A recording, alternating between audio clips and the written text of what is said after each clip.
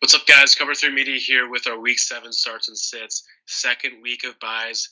Last week was an interesting week, guys. We still had some, good performers out there. We're loving those young talents, those young running backs who are starting to finally show up for us in fantasy. Some of you guys out there who took those guys in your drafts, you're feeling pretty good right now. Guys like Breece Hall, Ken Walker, Ramondre Stevenson, just to name a few. Dameon Pierce. But this week, week 7, there's some big players out on buys. Want to look out for that. Definitely want to talk about those fringe type players who might be finding their way into your starting lineups now with injuries and buys. So, without further ado, let's get into it. First game of the week. We got Arizona Cardinals versus New Orleans Saints. Should be a decent game here, guys. Hopefully, we can have a high scoring, Thursday night football game for once. It's been a while. But yeah, let's start with the Arizona Cardinals. Their starts.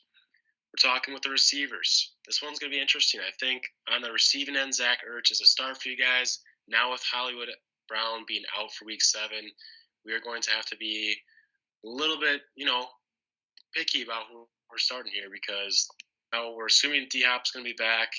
So I think he's the only considerable start in this offense besides Zach Ertz. I'm not feeling too good about the running back situation. I mean, obviously, if James Conner happens to come back, I think he might be a decent start considering, most of his points comes from the touchdowns he gets, his red zone work, his goal line work. So, I think his rib injury won't really affect that too much.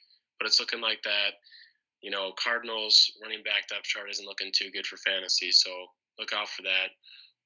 And then for the Saints, Michael Thomas has been dealing with injuries. I don't like him, even if he were to come back. Somehow, I think with his injury concerns, he doesn't really produce when he has minor injuries going on, even if he does play. So I'm thinking the only wide receiver we're starting this offense is Chris Olave, coming off of concussion protocol. But, this guy's going to be like a fringe flex play for you. I don't think he's got a seriously high ceiling, but I think he can put up some considerable points for you guys.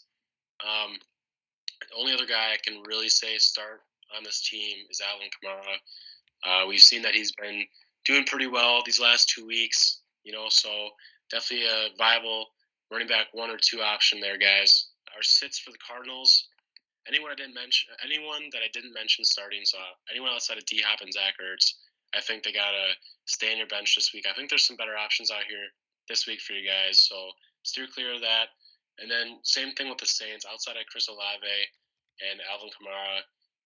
I just don't think there's anyone who you can really start in your starting lineup. I know Taysom Hill out there had a crazy week 2 weeks ago, but you're going to be hoping for crazy production out of him, and I just don't feel too confident or safe in that. I think there's some other tight ends out there you can go for. Yeah, let's hope that game's more entertaining. Adam and myself watched last Thursday's. It was pretty rough to watch. Oh, yeah. So let's hope it's a little more entertaining with Kyler running around or something. Yeah, next game we got on the slate is our Green Bay Packers, who are terrible right now, taking on the Commanders. First up with the Packers, I mean, it's been very disappointing on the offensive end. A lot of their players, not a lot of guys are stepping up. I was huge on Aaron Jones and Dillon being both startable running backs, honestly, throughout the whole year, and it's not looking like that at the moment. I think you still got to start Aaron Jones. I know he's been struggling a bit, but I think the Packers really got to just realize they got to use him more in the passing game, especially in a full PPR league. So, I mean, Aaron Jones, I would start. I mean, unless you got 3 top 5 running backs, I doubt it. But I think Aaron Jones is definitely a start still, even with the situation. I think A.J. Dillon is a low-end RB3. I honestly would sit him probably. It just kind of depends. Like, let's say, 2 bigger running backs that have been doing decent this season, Miles Sanders and Dalvin Cook, are on bye this week. So if you do have them and you need Dillon to fill in for them, go ahead. But Dillon, I like his talent still long-term in Dynasty, but until we actually see him have a productive game where he gets good, yards per carry and maybe a touchdown, just leave him on your bench, guys. There's just nothing really there, unfortunately, right now. And then the last guy with the Packers, I'm even considering playing is Lazard and Tanyan. Lazard is definitely a flex option, I think. I think he has been the only really consistent guy with Rodgers. Rodgers seems to trust him. He doesn't have a very high ceiling, but it's a solid floor, so he's a good flex option, I think. Like we were talking with Olave, I would still play an Olave over Lazard. But I think you can't go wrong either way. And then Tanyan, honestly, so let's say you have like a guy like, Kittle. I would still play like Kittle over him, but Tanyan, he could be honestly like the tight end 6 or 7 this week. He had an insane week last week, and I mean, besides Lazar, it looks like that's the only guy Rodgers is trusting right now, guys. So definitely keep that in mind. I think with Tanyan, it kind of just depends on your situation. So again, leave your comments, if you got a start-sit situation. I love Tanyan. We're big Tanyan guys, but it just depends who you got. So that's it really with the Packers. And now with Washington, Carson Wentz is out now, so I think this offense might even be worse, which is hard to say. What I was saying about A.J. Dillon is similar to what I would say about Brian Robinson. Brian Robinson is getting the actual bulk of the carries, but I like the guy. He's got a great story, but I think it's a similar situation where you're banking on a touchdown happening, and I hope you got a better option. So I would leave Robinson on the bench unless you are absolutely desperate and need to throw him out there. So it's a desperate start for me if you really want to start Robinson, but he's a low on RB3 for me again. And then the only other guy on Washington I'm considerably starting is Terry as a low-end flex. He hasn't been really producing well. I thought he'd be better, but, this O-line looks terrible. Wentz doesn't look great. So Terry, this is a big week of buys. There's guys on buys this week for receiver. Diggs, Jefferson, Kupp, A.J. Brown, Devontae Smith. That's a lot of big names. So, if you have those guys, you need a flex fill. Obviously put Terry in for them. But that's all really Terry is for me. So I'm hoping the Packers win. But that's what I would say for starts and sits for that game. Hopefully we get a win. Yeah, I'd say the Terry one is definitely tough because, he's going against Jair Alexander with the Packers, and the Packers they've been very heavily focused on the passing game for their defense, defensive approach. But I will say something I would look out for is it seemed like Terry McLaurin had a pretty good connection with Heineke last year, so that might be something to consider too. But it's tough because they're playing against the Packers passing offense, so you never know what that'll bring. Mm-hmm. So yeah, with next game we got the Atlanta Falcons versus the Bengals. The Bengals have been they haven't been too great this year, except for last week we finally saw some fantastic fantasy production out of this Bengals offense. So hopefully they're starting to get back on track and against this Atlanta Falcons defense, hopefully they can have a nice high-scoring game. It looks like Atlanta still has what it takes to get it done. Last week against the 49ers defense, they certainly had some nice production out there, and they walked away with a win. So, let's watch this game. Starts for Atlanta. Drake London, I think he can find his way into your starting lineup as a low-end wide receiver 2 or a high-end flex play. Considering Mariota only really has him or Pitts for passing threats, so another guy I would start there is Pitts. I think Pitts is starting to work his way back into a prevalent role in this offense and a good start in your lineups. And then with Cincinnati, the starts, I would say obviously Jamar Chase. He's a definite start for me. Joe Mixon, and then T. Higgins, obviously. Those guys are the big three there. So as far as sits are concerned, with the Falcons, I'm probably not starting anyone else in this Falcons offense. Just not feeling too confident there with those guys, considering I still think Mariota's not good enough to really supply more than 2 options, that being Pitts and Drake London. I'm not going to bank my week on some guy having a big week there. So watch out for that, guys. And then for Cincinnati, similar type deal. Tyler Boyd is a good receiver, but I'm just concerned that, with him, he's going to be in the shadow of Jamar Chase and T. Higgins.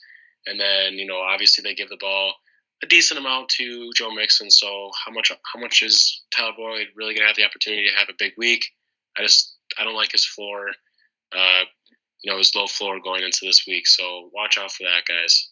Yeah, I agree with that 100%. I mean, Tyler Boyd's a great player. I think he only really has fantasy value if T. Higgins or Jamar Chase miss a game. Then I think you would actually play him because number 2 option then.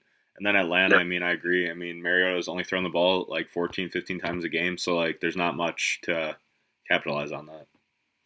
Exactly. All right, guys. So the next game we're going to be talking about is the Lions traveling to take on Dallas. So Detroit, they're off a bye now, so there's a few guys back now. DeAndre Swift, we got some, questions about the guy long term, but I will say I still think you can put him in your lineups. Definitely, if you own him, maybe look to trade him still, or let him have a big week here and then trade him. I still think Swift is talented and he is a must start, especially depending on your running back situation. But I don't know who you'd really have better than him. So I would put up Swift in your lineup, and then Amara, he should be back fully healthy, another week of rest. He's been putting up those crazy numbers to start the season. You got to expect him to, slow down a little bit, guys. You cannot be expecting him to be number one receiver every week. But I still think he's a solid high-end receiver, too, on a team for you. And then Hawkinson, I would start as well at tight end. It's tough at a tight end position. Kelsey and Andrews are so far above everybody that Hawkinson, honestly, if he gets you 8 points, you might be happy with it. Because this is about him and Kittle, very similar players, in my opinion, both Iowa guys. They have the ability to go off for big games. We've seen it last year with Kittle having, 30, 40-point games, and then this year starting with 5-point games. Hawkinson then, he had that big, I think, 28, 29-point game this year, and then he went down to having like 3. So you got to take the risk, guys. It's a tight end position. It's tricky, but talent hopefully ultimately wins, and hopefully they just can get you some solid points. And then with Dallas, let's hope Dak is back for CeeDee Lamb owners. I'm getting sick and tired of it. Lamb's still been solid. I think he's receiver 12 on the year in PPR, so it's not bad, but we're expecting bigger things as an owner of Lamb in fantasy, so you still got to roll him out there. Detroit secondary is terrible, so he could have some big play opportunities. And then, outside of that in the receiving corps, I'm not starting Schultz. I don't even think he played last week. Gallup, not playing. We need to see a full week with Dak back, how he uses the other receiving weapons before I put him in my lineup. There's just no way I am. And then the 2 running backs here, Zeke, honestly, on the ground hasn't looked terrible, but he gets no receiving work, and you're literally banking on a touchdown. So he's kind of in that A.J. Dillon, Brian Robinson territory for me, but I hate to say it, but I'd actually play Zeke over them just because Detroit's defense is not very good, and Dallas could be winning by a lot, so he could get more carries. I think Pollard's in the same situation, so I think they're both low on RB2s. They're definitely fill-ins, I think, for like Dalvin Cook. So it all depends on your situation with guys like that. Not high on them, super high on them this week, but they could have good opportunities if Dallas is leading by a lot. So I expect Dallas to kill them personally, but we'll see what happens. Yeah, good stuff. Next game, we got Colts versus Tennessee. Tennessee Titans here. We got 2 pretty studly running backs going head-to-head. We'll see if Jonathan Taylor is healthy enough to, start this week. I think if Jonathan Taylor is starting this week, guys, you got to start him. Just being the talented back he is, and considering probably your lineups, unless you have a crazy deep, running back situation where you got some absolute studs that you picked later on in the draft, like say you got like Saquon and then Breece Hall and then maybe, Dameon Pierce, then I could maybe see you potentially starting, a guy like that over Jonathan Taylor. But I still think he's like a very, very solid start there, guys. I guess what I'm trying to say with the guys I mentioned is I wouldn't judge you if you did start them over JT, considering he is a little bit, wishy-washy with his injury right now, but I think he's still finding his way into your starting lineups. And then for the receivers, Michael Pittman finally had a fantastic week last week. I think he'll be in your starting lineups no matter what. And I can honestly say I think Alec Pierce might be able to find his way into your starting lineups as well. We've seen the last 2 weeks he's put up a consistent, low teens performances for fantasy football, full point PPR. I think he's been a viable option for Matt Ryan, and against this Tennessee team, I think they're gonna have to spread the ball a little bit. So Alec Pierce, I think he's a very high end wide receiver 3 this week. Can stuff him into your flex, or if you have a very thin wide receiver situation, he could fit in at the wide receiver slot there, guys. I will say with Alec Pierce, I'm not gonna bank on him having a 20-point performance. I think with him, your expectations can be anywhere from like 9 to 15 points. Which, I mean, if it's not looking, if it's not looking good for you guys, I think he's a solid start. And then for the Tennessee Titans, Derrick Henry is an obvious start. I think he'll get his work. And then for this passing game for the Tennessee Titans, I am a little bit concerned starting anyone there. The only one obviously you could really consider starting is, Robert Woods, but he's down there on my list for, guys to start. I think there are plenty of guys you could consider starting above him. It's just he's been a very, his performance has been very variable. And it's just the passing game for Tennessee hasn't looked great. So you're really hoping this guy gets a touchdown for points. And I just think you guys have at least one better option than Robert Woods this week. So I'd say steer clear of Robert Woods unless you absolutely have to play him. So, yeah. Yeah, so I was going to ask you this real quick because, so let's say you said Alex Pierce would probably be like a low-end flex. You said Chris Olave kind of too. So, like, if people have that, decision between those two guys, who do you think you would, advise them to play? That is tough. I mean, I know, for Al Pierce's rankings coming up week, week 7 here, I know he's ranked higher on like Fantasy Pros. Mm-hmm. Then, Chris Olave, I gotta say, I would have to probably start Chris Olave if he's a full go, guys, because I think this, he's starting to become that number one option in the Saints offense for passing. And I think, when it comes to fantasy football, sometimes you want to have guys with high ceilings in your lineup. And I think Chris Olave has a higher ceiling than Alec Pierce so far this year. The matchups between the two are pretty similar as far as the defenses they're playing against. So, yeah. I would personally go Olave there. I think somebody you probably could start Olave over is probably a guy like Tyler Boyd. Yeah. I think Darnell Mooney, Devin Duvernay is obvious. Garrett Wilson, you can start Pierce over. A lot of these guys I'm mentioning are very, all over their scoring. Alec Pierce has been pretty solid. Yeah. Specifically a guy like Garrett Wilson, Zach Wilson has not been the greatest quarterback passing wise. And I think Zach Wilson, especially with Breece Hall now in this offense and how much Breece is getting work, it's been limiting the passing offense for the Jets. And I think, so far what I've seen is that Zach Wilson doesn't have a for sure number one option. And what I've seen in the past actually is he does lean more towards Corey Davis for large plays. So it's going to be kind of a risky start there with Garrett Wilson. That's why I think Alec Pierce being the second wide receiver in this offense, and with Matt Ryan, I think he can have a better game than him. So I know I talked about some other guys there, but I just figured I'd mention a couple guys I was thinking about. Yeah, I feel you on Robert Woods. One of my leagues, I have A.J. Brown and Gabe Davis on bye, so I'm going to probably have to put Woods in there. I have between him and Renfro, so I think I might have to roll with Woods. It's a tough situation. Yeah, what can you do, Gotta take what you got. Not much. All right, so diving into the next game, we got the Panthers taking on the Buccaneers. First with the Buccaneers, you're starting these three guys. Fournette, he's getting the volume, guys. There's just no question about it. Leonard, you really can't argue it. He's getting receiving work now. He's getting, looks in the red zone. Carolina isn't the best team, so he should get a lot of looks. And then I think you can start Mike Evans and Chris Godwin. Evans kind of had a down week. I was really excited against a really good matchup for him against the Steelers secondary, and it didn't really work out, but I still think his upside is very high, so you have to put guys like Adam was saying in your lineup with the higher upside. And then Chris Godwin looks like he's fully healthy now, and Brady's been looking at him a lot, so he's got definitely a solid floor, so I would play him as well in your starting lineup.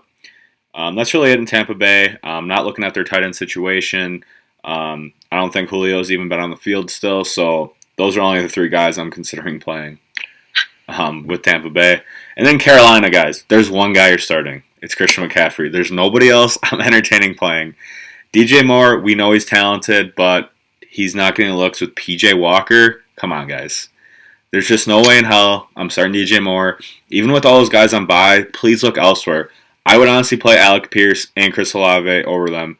And Robert Woods, I hate to say it, but I would low-key probably play him over DJ Moore because no matter how bad the passing game is in Tennessee, Tannehill's still a better quarterback than PJ Walker. So that's what I have to say about this game. McCaffrey, he's been getting it done actually a lot more impressive than I thought he would.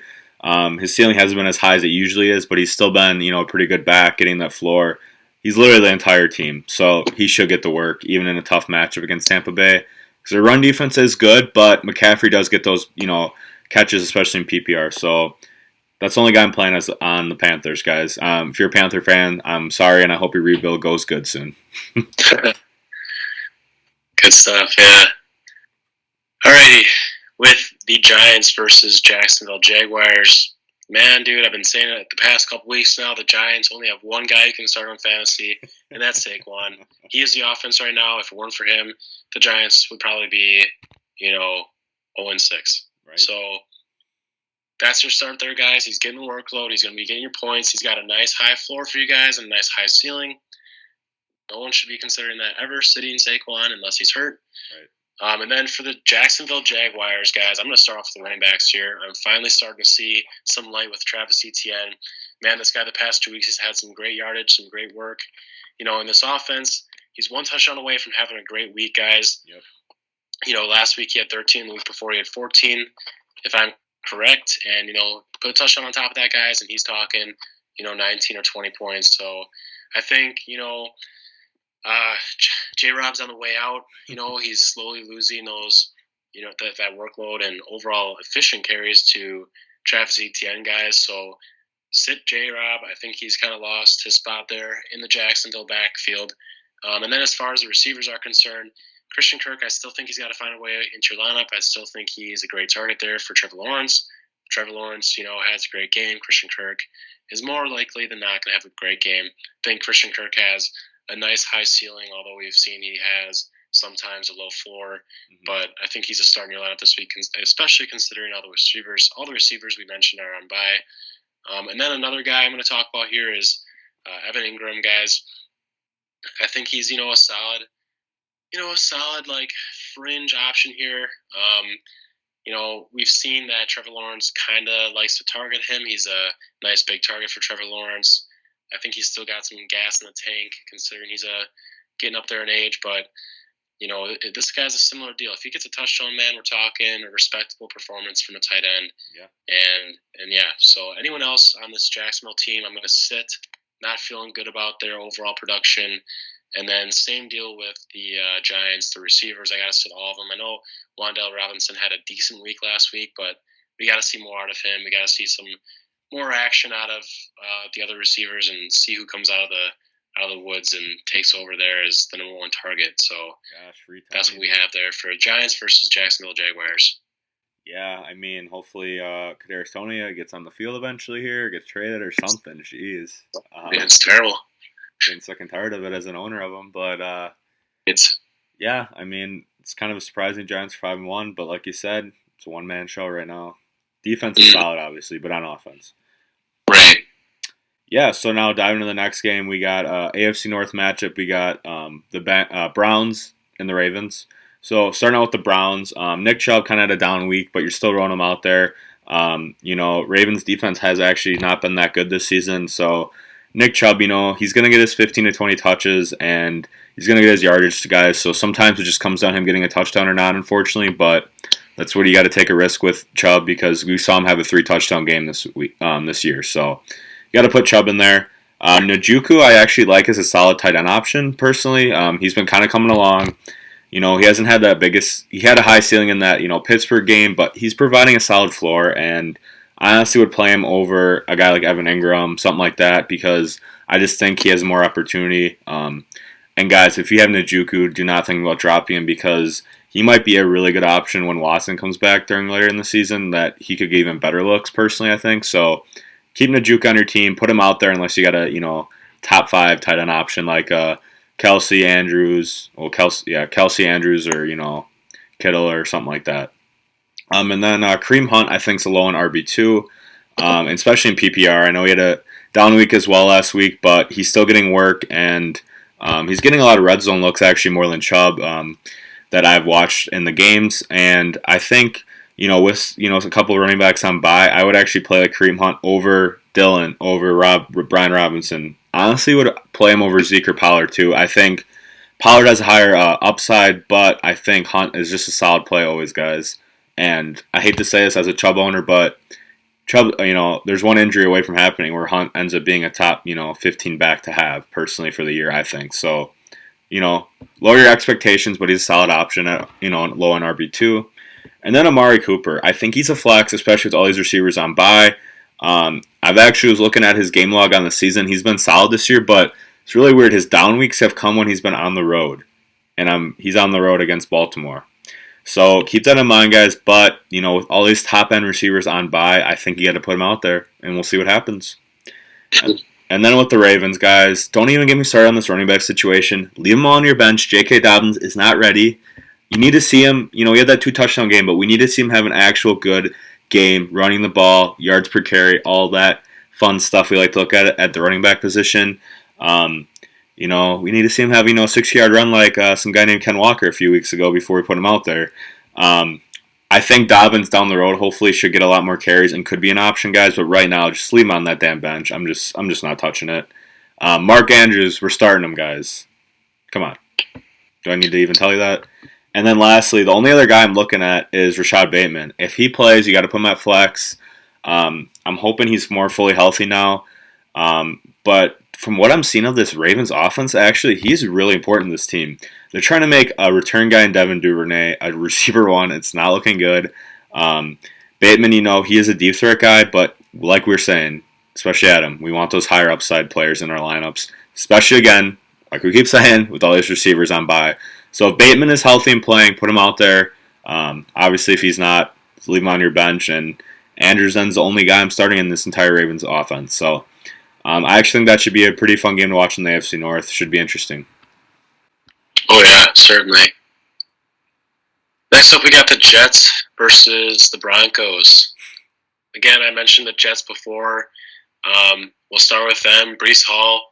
He is a go-ahead start in your lineup. He's a running back one at this point, guys. I don't care what anyone else says. He's worked his way into that territory. I think he's going to keep that up, guys. He's been extremely efficient when he touches the ball, especially these last 3 weeks. The fantasy points he's been putting up, I see him continuing to put up, at least above 15 points. I think his floor is certainly kind of increased to that, 14 to 15 fantasy points per game. Considering the amount of yardage he gets, he's still getting respectable work in the receiving game, although it's not as crazy as when it was with Joe Flacco. He's had 2 receptions the past 3 weeks. I think Zach Wilson is going to find Breece Hall as a nice little dump-off option there. I know Michael Carter still finds his way into the lineup a little bit. It actually kind of, frustrates me when I see Michael Carter getting in there on the goal line carries when Breece Hall was the man who got the ball all the way down the field. It's like, feed the man who got you there. Right. Kind of stealing his stats. But, Breece Hall, he's still getting his work. He's gotten a touchdown each of the last 3 weeks, guys. That definitely helps with fantasy. And I think Breece Hall is this Jets offense. I think if it weren't for Breece Hall, this Jets offense would not be succeeding as well as they have been. Obviously, he's been a nice jump starter for this offense. He's been giving the offense some momentum and opening up the passing game for Zach Wilson, who I think is kind of struggling right now. So wrapping that all up, I think the Jets, the only guy I'm starting is Breece Hall. No one else, guys. I have to say it. I'll get into that in a second. Let's transition to the Denver Stars for a second here, and I'll get back to the Jets and why I'm sitting everyone else. For the Denver Broncos, obviously we've seen that, Russ has been struggling, man. I mean, it's like 1 week he has a good week. The next week it's kind of terrible, actually. And that's where I'm a little bit concerned with the receivers here for Denver. I think, Cortland Sutton, you just have to start him, guys. I think he's at least in your flex. I think he is still Russ's number one option. I'm a little bit concerned about Jerry Jeudy in the sense that I haven't seen enough consistency with him.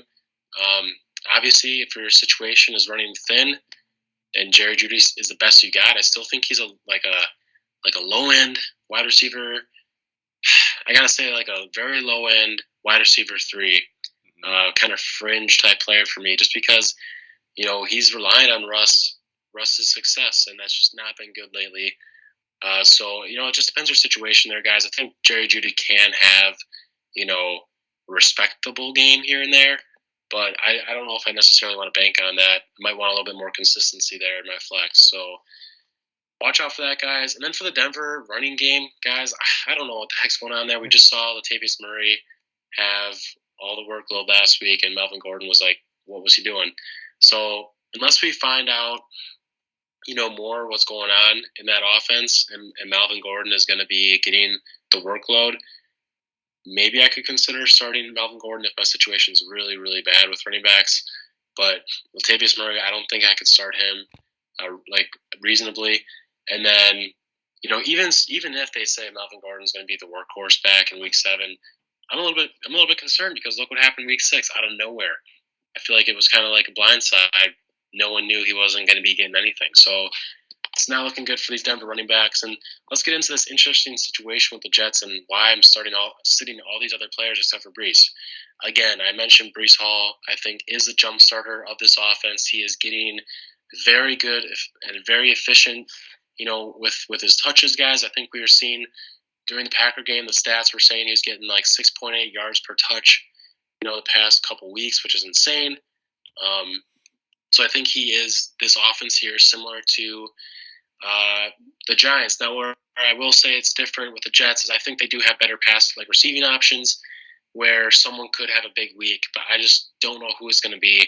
They got Garrett Wilson, they got Corey Davis, they got Elijah Moore.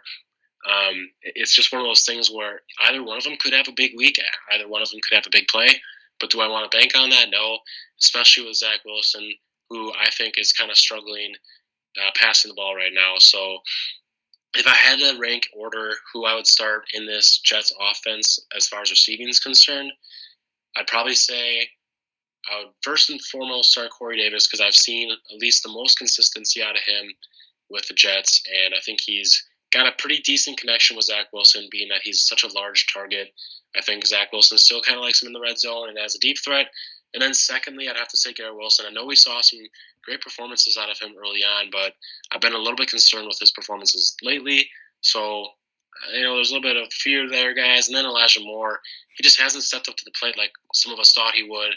And I just think reasonably, I think he's the third option in this passing offense right now. So I don't like that there. And obviously Michael Carter, guys, we've seen he's lost the workload of Breece Hall. There's just no reason in starting him whatsoever. Yeah, I'd have to agree. I mean, Corey Davis is a desperate throw out there if you really need it. But, yeah. Right, exactly. It's looking like the Breece show. But moving on to the next game, we got the Texans taking on the Raiders. Texans, you're starting Dameon Pierce, guys. We've been telling you all season, and he's been producing the points. And guys, honestly, I was, like this talent, but I just didn't think it was going to be able to work in just, a bad offense, a bad O-line. But, man, he's proving me wrong every week, and I'm excited about it.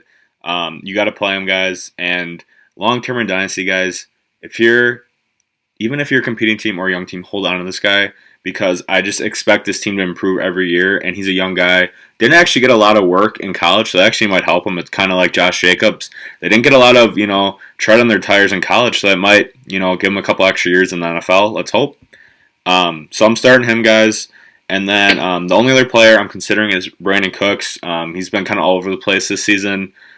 He's still getting a lot of targets, but the passing offense has not been great. It's kind of been similar to the Jets right now, where I actually think Mills is definitely almost probably as talented as Zach Wilson, but passing offense just hasn't been great. They're kind of putting Pierce to lead their offense now. So I think Cooks is a fill-in for all those top receivers that are on bye, but other than that, leave him on your bench. That's the only way I'm playing him.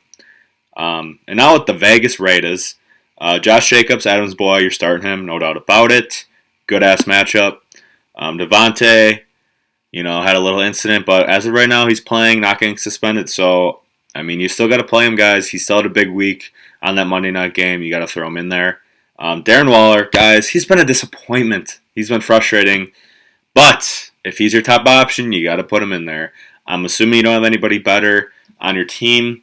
Now, I will say, if you do have a guy like Tanyan, you can go either way, I think. I think Waller should be the one you put in there long term. Long term and right now because he has a higher ceiling, but he hasn't done anything that makes me want to put him on my lineup. But that's just waking up at 9 a.m. Sunday, going for a walk down the street, and just debating what you're doing. Last week, guys, I had George Kittle and Goddard, and Goddard's been producing all year. And I was like, you know what? I'm gonna put Kittle in there because he's got the higher ceiling. And look what happened. Goddard had 4, Kittle had about around 18, 20 points. So, do what you want, but I think Waller is still a solid play, guys, and let's hope he gets it going. It's been annoying. And lastly, Hunter Renfrow. desperate dart throw. I'm not playing the guy. Was a bunch of BS that he was even good last year, guys. 11 in PPR last year. Are you kidding me? Come on. That was a one-time show, I think. So look for other options, guys. Just look for other options. I don't even want to talk about the guy. Not worth your breath. Right. Alrighty. Seattle Seahawks versus the Los Angeles Chargers. I don't know, man. The Chargers, man. What the hell's going on? They've been, not as solid as I thought they would be. I still think they got a good defense. I still think they have, a good offense. Well, we'll see what Keenan Allen does this week if he can come back in on the field. I think it's looking good for the Chargers. And something I want to mention too. I know there's been a kind of recurring theme here that we might be noticing is that these young running backs or even guys like Saquon or Christian McCaffrey. Now, I know Christian McCaffrey really hasn't been winning games with the Panthers, but we notice that these teams that have suffering passing offenses, they need these talented running backs to get the game going for them, to get some yardage, to get some momentum, take some pressure off the suffering passing game. And that's exactly what these young running backs have been doing. Breece Hall, Ramondre Stevenson, we got, Dameon Pierce, we got Kenneth Walker now is starting to emerge into that scene. So that's something I'm really starting to like there, guys. And I think that this might transition into the 2023 NFL draft where, teams that might need a jump start, for example, like the Ravens, they've been suffering with that running game and, they don't have as many passing options outside of Mark Andrews and maybe Bateman. I could see the Ravens taking a guy in the second or third round next year, considering how teams have been valuing running backs in the draft. I mean, Breece Hall is a 36 overall pick in the 2022 NFL draft. What a fantastic value pick there, and look what he's doing for this offense. So getting into it, the Seahawks, starting to look like they made a pretty good pick here with Kenneth Walker, and he got 97 yards rushing last week. He had a little bit of involvement in the passing game. He got his touchdown. He's looking great, guys. So I think he's a start here against the Chargers. I think he's going to be a guy who's going to be looked to in order to kind of keep this offense rolling there, especially against this Chargers, secondary. I'm not so sure how I quite feel about it, with Seattle and Geno Smith. He's showing flashes, but we'll see. With that being said, I still think DK Metcalf is a solid start in your lineups. I know he had a rough week last week, but if we're passing the ball in Seattle, it's going to DK Metcalf. He's a big target. I think he's the best wide receiver in this offense. When we're talking about Tyler Lockett now, I think he's still – it's tough with him because he's, again, still very much of a deep threat. Very volatile as far as the scoring is concerned, guys. He's a guy you're hoping is targeted downfield to get these big plays. So I think, Lockett, he's kind of, worked his way into this, wide receiver, very low end wide receiver 2, maybe high end wide receiver 3 territory in my books. Before I thought he was not starting in anyone's lineup considerably at all this year. But I think against this Chargers defense, they're going to need some big plays to get the ball moving downfield. I think Lockett, especially with these wide receivers, I think he's a considerable start on this team. I think he's, a start over a guy like Tyler Boyd, like we mentioned earlier. Curtis Samuel, I got to say, a guy like him. We can also consider starting him over, obviously DJ Moore, like all those guys that we were mentioning before, like with the Alec Pierce range, just put him in over them, no questions asked. And then for the Chargers, when we're talking about the running game, Austin Eckler, there's a little bit more of a committee there, but Austin Eckler is still taking care of business there for the Chargers. Still a great red zone and touchdown option there. And then for the receivers, again, if Keenan Allen's back and 100% guys, he's playing. I think he is Justin Herbert's go-to guy. Such a nice little, short, medium range player for Justin Herbert mostly. And then Mike Williams, I think last week we saw kind of how he struggled against a good D-back and being the number one target there. Justin Herbert could have maybe done a little bit better too, but I think I'm liking him now being wide receiver 2, maybe get some big plays opened up now that the focus might be taken off of him. But this is all contingent on Keenan Allen. So Mike Williams, and I guess Seattle's defense too, even if Mike Williams is wide receiver 1, I think he's still a good start in your flex. So disregard anything I said about Keenan Allen being a big issue. So then as far as, the tight end situation with Higbee, I don't know. What do you think about him, Devin? I don't know. He's been doing really good. I mean, last week wasn't as great, but before that, I mean, he's been getting a lot of targets. and everything like that. So, wait, did you say Higbee? Oh, Gerald Everett. Oh, okay. I was gonna say. Getting the LA teams mixed up there. Yeah. So Gerald Everett. Yeah, I think he's a solid option. I mean, I do think a lot of his work was coming because Keenan has been out personally. So if Keenan playing, I honestly wouldn't start him. But if Keenan's out again, somehow you can put him in there, guys. Depends on your situation. If you've been tight end streaming all year, obviously he's probably been your guy, so I get it. But a guy like Tanyan again, I know a little biased Packer fan, but I would play Tanyan over him, play Waller over him, top guys. You could argue Njoku, maybe playing over Njoku, but it really depends on your situation and Keenan's health, and that's too early for us to predict right now. Certainly. Next we got the Chiefs and the Nanas. The Chiefs, guys, you're starting Travis Kelce, guys. He's far and beyond the best tight end to have in fantasy. He's been looking good for teams that actually have taken him early. I've never been one to take a tight end in the first 2 rounds, but man, it's looking like having Kelce or Andrews this year is a huge advantage. And I know Kelce's older, but I could see being the same thing next year unless the Chiefs make some other additions in their offense or some guys take the next step up like a Sky Moore. Juju Smith-Schuster, I would be a low-end flex, a solid receiver 3, especially with all the buys. Got a touchdown last week finally, which was good to see.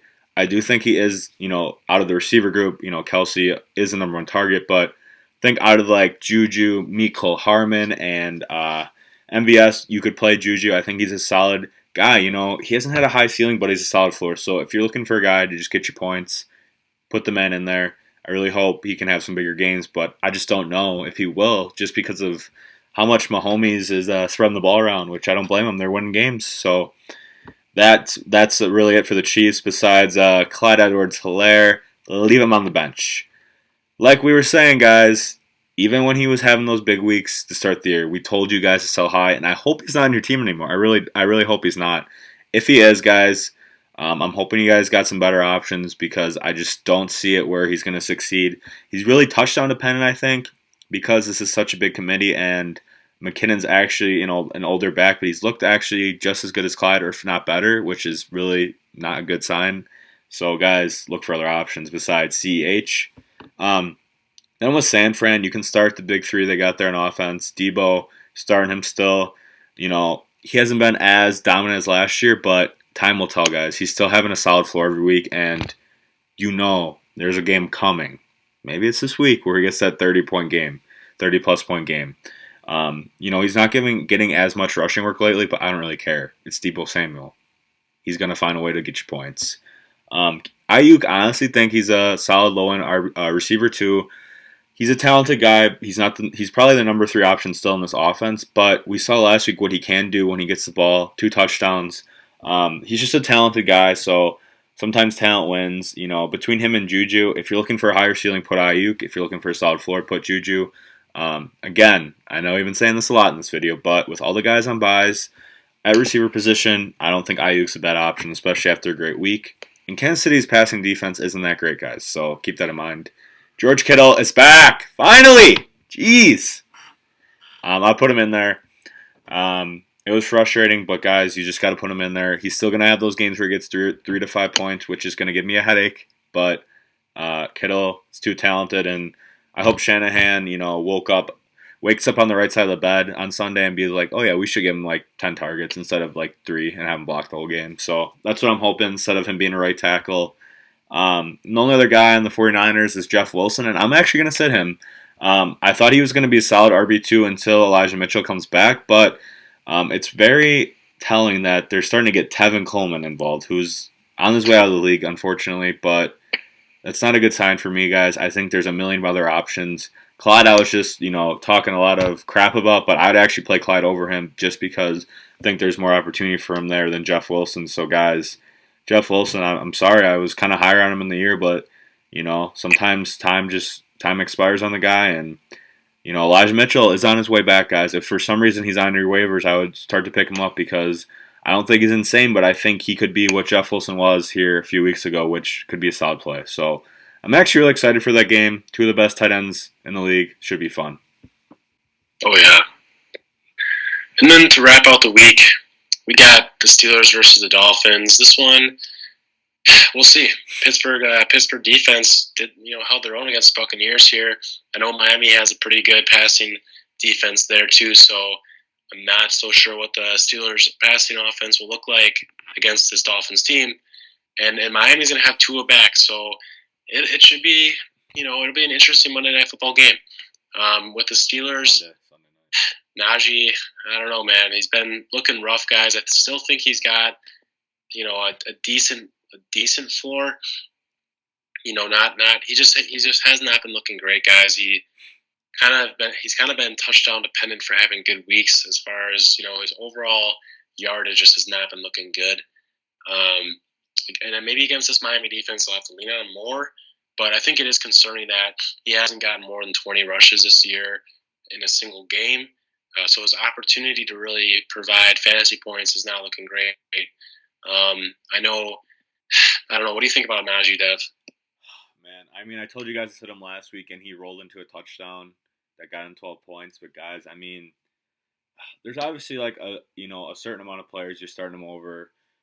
We don't have specific rankings like a lot of pages have yet, but guys, just let us know in the comments if you're really considering Najee, who your other options is, because I could see it if you got a debate between him and like Jeff Wilson or somebody random like that. I get, but like if you got some of these younger backs or guys that are getting more catches in the backfield, play him over him. But it depends. It really depends.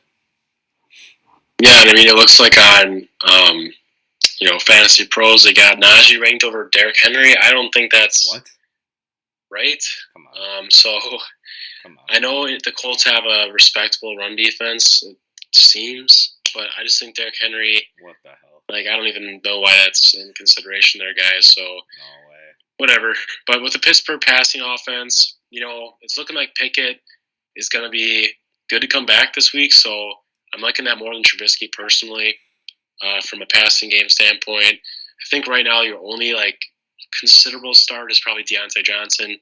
Outside of that, I still gotta see a little bit more consistency out of George Pickens. Not liking Chase Claypool. It kind of seems like maybe Pickett might have some connection with Freiermuth, but I don't know. It just hasn't been looking too clean from Freiermuth's production standpoint. So probably sit Freiermuth this week. And then with the Dolphins here, with Tua being back, I'm really liking that for Tyreek Hill and Jalen Waddle. I know Waddle's been kind of shaky with the injuries, and then the backup quarterbacks. Waddle's the type of guy who, he's got to make it. He's got to get it done with a low amount of receptions. I think he could maybe get some more receptions with Tua, but I think we've seen he's like a big play kind of guy where he's got to make it happen off a few receptions because he's not getting a lot. So I still think Jalen Waddle's a great start for you guys. Obviously, Tyreek Hill's a fantastic start. And then the running backs in this offense, it's just not looking good for starts there, guys. I wouldn't start, Raheem Mostert or, Edmonds. So steer clear of those two guys. Yeah, I'll ask you this real quick. As Packer fans, what do you think if Claypool gets traded to the Packers for fantasy input for the rest of the year? I mean, I think it could be good for Chase Claypool. I think Claypool has shown flashes his rookie year, what type of receiver he can be. But I think with Rodgers, specifically, I think it can definitely increase his overall production. But I've just been a little bit concerned with Chase Claypool as a receiver, and I think there's better receivers out there we could trade for before Chase Claypool. But it's a matter of who is really willing to give up their receivers. So we'll see, I guess. But I'm not. Obviously, I think his production is going to go up, but not to like a wide receiver one standard. In due time, we'll find out. And now to wrap up week 7, we got a terrible Monday night game, guys. Just terrible. The Bears and the Patriots. Are you kidding me? What the hell are they giving us? Bears, guys. There's only one guy I'm considering even playing, and it's David Montgomery. Depends on your running back situation. I'm not going to tell you to start him. Don't blame me. But I would start him over like a Dylan, a Zeke, a Brian Robinson. But he's a very, very low in RB2 for me. So that's the only guy in Chicago, guys. The passing offense is terrible. Mooney's a talented guy, but he's not a receiver one, and Fields ain't a quarterback one, as it's looking right now. Cole Kmet, we thought would be a solid tight end, honestly, this year, but he's not doing anything. I think they need to get him more involved. I don't know why they're not, to be honest with you. So that's really it for the Bears. I'm not going to spend all your time here talking about them because I'm guarantee you're not even considering starting anybody besides Montgomery, probably. So, and then with the Patriots, it's Ramondre, season 1 season, guys. You're playing him. Solid matchup. I think he could have a very big game again, guys. He's the workhorse right now with Damian Harris out. Let's hope that when Damian Harris comes back, it doesn't take too much away from him. The Patriots need to realize they're winning games now with this guy starting. Keep him in there. Low on flex, guys, is Jacoby Myers in full PPR only full PPR. He actually has been solid all year. He doesn't have a very high ceiling, but he's a solid amount of points every week. So I think he's, a solid receiver 3. I would still start a guy like Lockett, over him because he's a higher ceiling. But, if you're desperate in the bye weeks, put him in there. He's not a bad option at all in my eyes.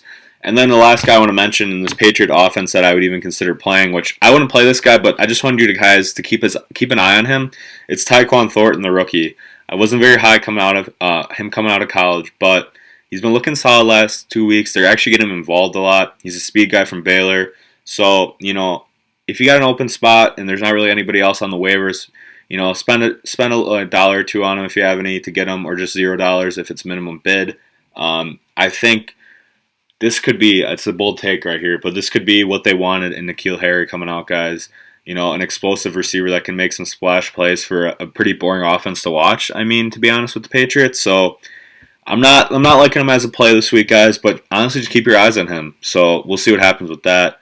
But that's it for week 7. Some solid matchups, a couple bad matchups, what's new, but I'm excited about the week. You got anything else to add, Adam? No, man, I think it should still be a good week. I know there's a lot of big players out that, we like watching every week, like JJ, Cooper Kupp, this Eagles offense. So, it's a little bit disappointing from that regard, but that's fantasy football, So that's why we got to make adjustments and hope to God that, some of the guys we stuff in there have some big weeks. Yeah, guys, well, stay with us here at Cover 3 Media. Post on the TikTok every day. Seeing this guy getting a little hot in there with some of his picks. So look at our TikTok and Instagram at Cover 3 Media, and obviously here on our YouTube. Like the video, please, guys. Give us a little subscribe, hit that button. We appreciate you guys watching, and please leave us comments, trades, sits, start sets, anything you guys need. We got you covered. Oh, yeah. Cover 3 Media, we got you covered.